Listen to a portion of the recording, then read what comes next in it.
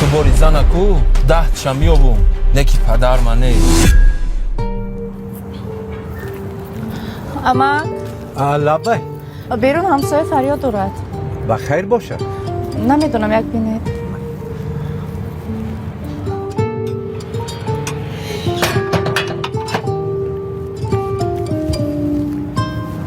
آچه لبه چرا بابا ما هیچ که فریاد نداشت و ایدر بره کرده دروازه را محکم کرده.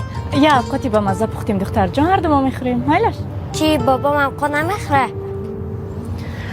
بابات سیر نمیخورن. گپا کم کن درو.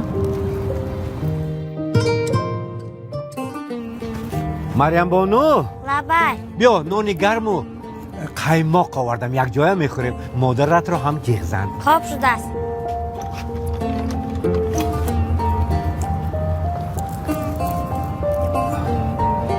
مریم جون مادرت نه اومد. مادرم قیماق نمیخورده است. خب گیر مریم گیر. مریم در کشا گفتم مریم. مریم جون لبای با گوشم آوازی در برآمد. تختخی در برآمد. تینجا بابا اهمیت نتی. گیر.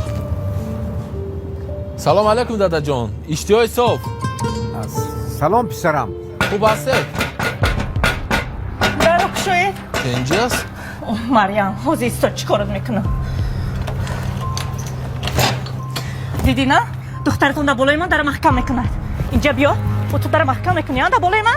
ترمیزک چی با در بالای من محکم کردی ها؟ شما هم سر دروی بابام در محکم کردین کو. چی؟ نفهمیدم.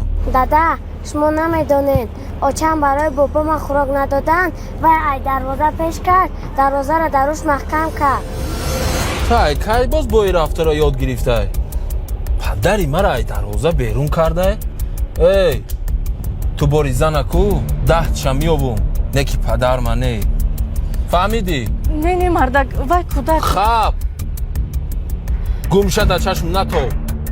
کلی نیستو پسرم وزنشم. این هم مادر است. چه رفتاری که با من میکنه از فرزندش میبینه. دنیا چرخ و فلک است.